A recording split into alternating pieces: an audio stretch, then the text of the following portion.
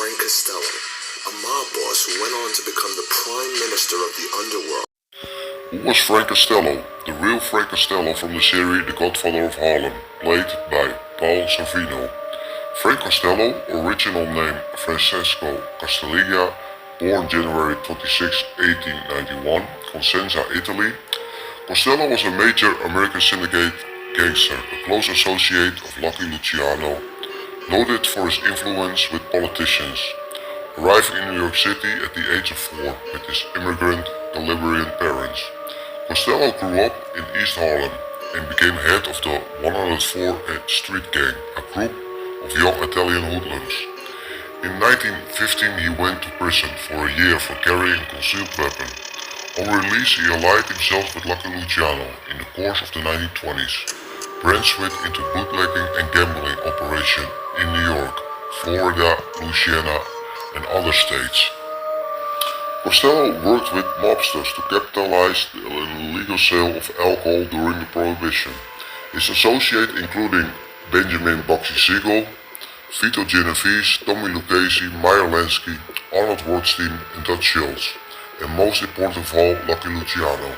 Costello with Luciano joined the bootlegging and records organization of Joe the Boss Masseria in 1922, but he also worked closely with the rum-running Irish gangs that prompted him to change his name to more Irish-sounding Costello.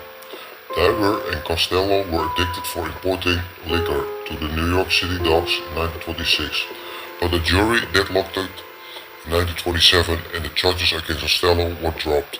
Dario, however, was convicted of bribing a U.S. Coast Guard official and Costello took over his friend bootlegging operations in New York.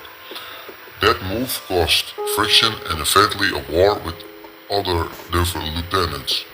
While Costello lost some of his business's operation in the conflict, his influence as a mobster continued to grow.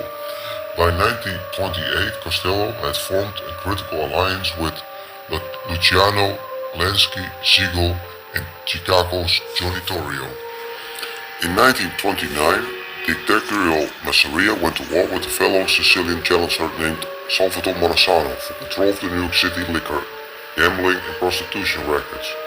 Costello and Luciano played both sides of the bloody Caesar's War, which Morazzano won, but Morazzano would literally named himself boss of all bosses and was a direct result with the help of gunmen provided by Luciano, who would be dead by gunfire by the end of 1931.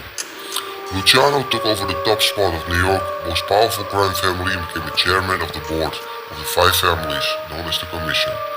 In 1931, after the death of crime bosses Giuseppe Masseria and Salvatore Morazzano, Costello became a syndicate political link and Luciano closest aide, quickly taking over his syndicate interest when the boss of bosses was deported to Italy in 1946. He also gathered interest in Las Vegas gambling, casinos and socialite with New York businessmen. In 1951, Costello began his long battle with the US government, refusing to answer certain questions during his public hearings of the US Senate Investigation Committee, headed by Estes Kefauver. He was cited for contempt and sentenced to 18 months in prison. He was convicted of income tax evasion and received another 5 years. Out on bail briefly in 1957, he had to contend with other threat from his major rival, some piracy in New York's crime cartel, Vito Genovese.